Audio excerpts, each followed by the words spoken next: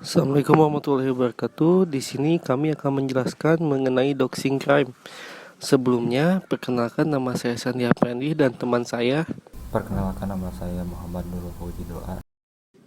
Ada beberapa hal yang akan kami bahas mengenai topik doxing crime ini, mulai dari pengertian doxing sendiri, jenis-jenis pada doxing, contoh kasus doxing khususnya di Indonesia, dampak apa yang diberikan doxing terhadap para korban, sanksi yang dijatuhkan pada pelaku doxing, dan bagaimana cara mencegah doxing agar tidak terjadi kepada kita semua.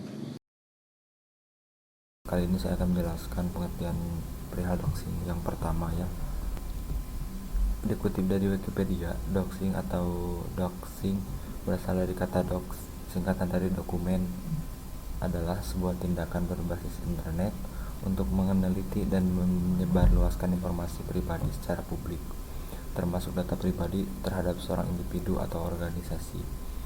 Metode ini digunakan untuk memperoleh informasi termasuk mencari basis data yang tersedia untuk umum atau situs sosial media seperti Facebook, meretas, dan rekayasa sosial. Tindakan ini erat terkait dengan vigilantisme internet dan hacktivisme. Setelah tahu apa pengertian dari doxing, di sini saya akan menjelaskan yang kedua, yaitu jenis-jenis dari doxing. Doxing sendiri terbagi menjadi 3 jenis, yaitu de-anonymizing doxing, targeting doxing, dan delegitimizing doxing. Yang ke satu, de-anonymizing doxing merupakan praktik di mana pelaku mengungkap identitas seseorang di internet yang sebelumnya menggunakan nama alias atau menganonimkan diri. Praktik ini adalah yang paling sering terjadi di internet. Salah satu kasus yang sempat ramai adalah ketika akun Twitter @pocong milik Arif Muhammad didoxing oleh para followers pada tahun 2010-an. Yang kedua, targeting doxing.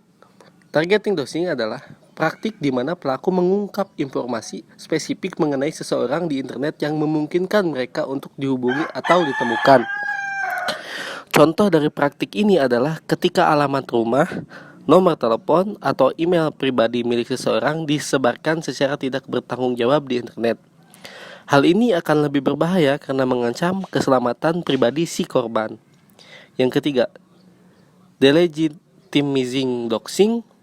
Ini juga bisa dibilang sangat berbahaya karena menyangkut reputasi dan kredibilitas seseorang. Praktik ini dilakukan dengan menyebabkan informasi rahasia yang sangat sensitif.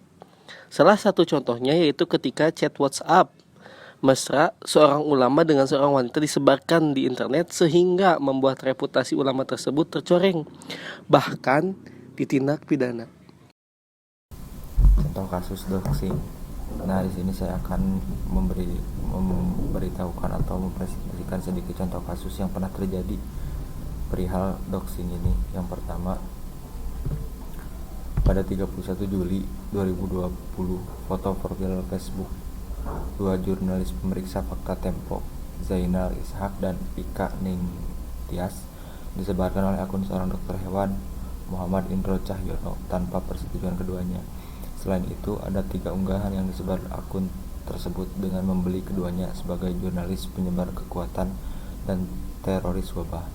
Foto Zainal Ika disebarkan di media sosial setelah mereka menulis 4 artikel cek fakta yang memverifikasi klaim-klaim dokter hewan mengenai COVID-19.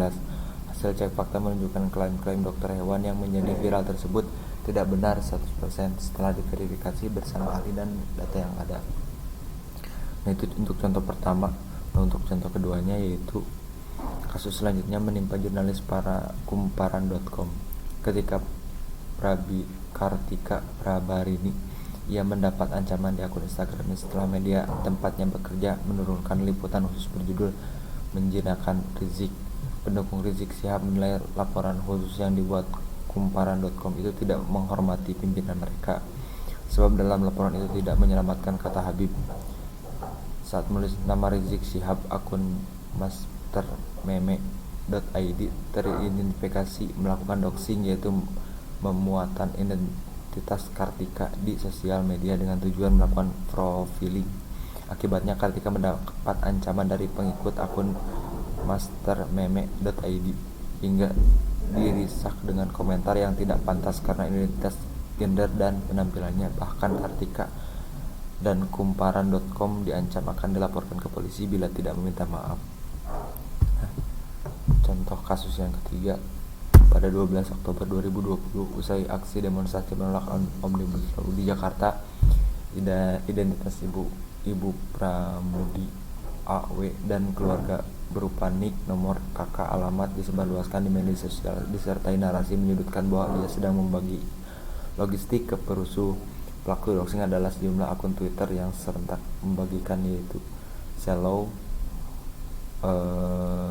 @powerxbr88 dan @terkembang_4817 terkait demonstrasi Omnibus Law atau Cipta Kerja. Juga pada 19 Oktober 2020 beredar konten berupa foto, video, lokasi, nomor induk mahasiswa, nomor telepon disertai narasi memframe tokoh menggertak demo berakhir rusuh di Yogyakarta.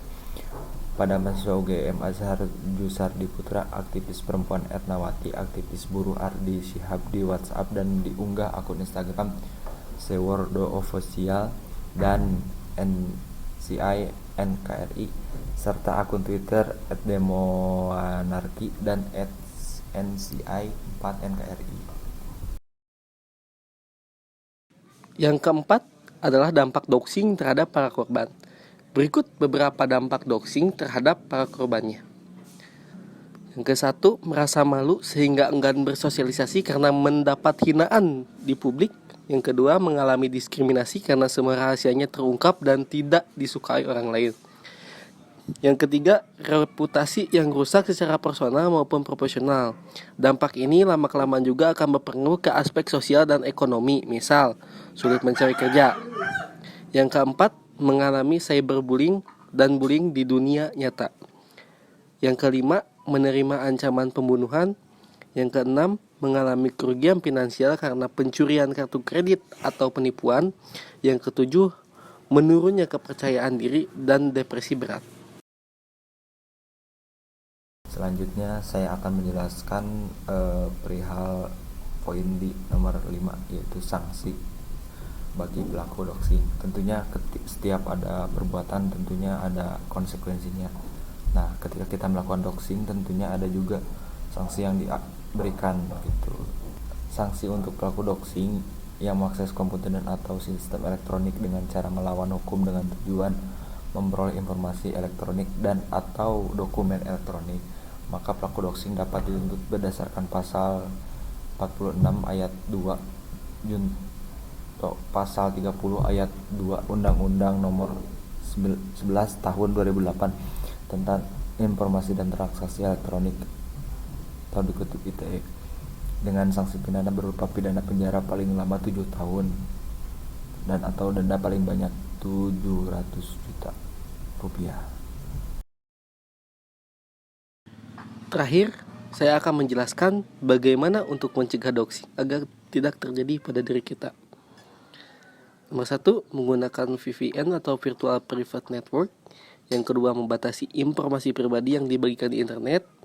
Yang ketiga, mengunci akun media sosial dan hanya berinteraksi dengan orang yang kamu kenal di dunia nyata. Yang keempat, membuat password yang rumit dengan menggabungkan huruf kecil, kapital, simbol, dan angka. Yang kelima, menghapus akun media sosial yang sudah tidak aktif. Yang keenam, menghindari kuis online yang mengharuskan untuk mengisi data pribadi. Yang ketujuh, menggunakan antivirus untuk mencegah phishing atau hacking. Yang kedelapan, mengubah password secara berkala. Yang kesembilan, jangan menyimpan informasi sensitif dalam email atau drive. Yang kesepuluh, meminta Google atau pemilik website untuk menghapus foto atau informasi pribadimu di internet. Mungkin cukup sekian yang kami dapat sampaikan, kurang lebihnya mohon dimaafkan. Terima kasih atas perhatiannya, sampai jumpa lagi di lain kesempatan. Wassalamualaikum warahmatullahi wabarakatuh.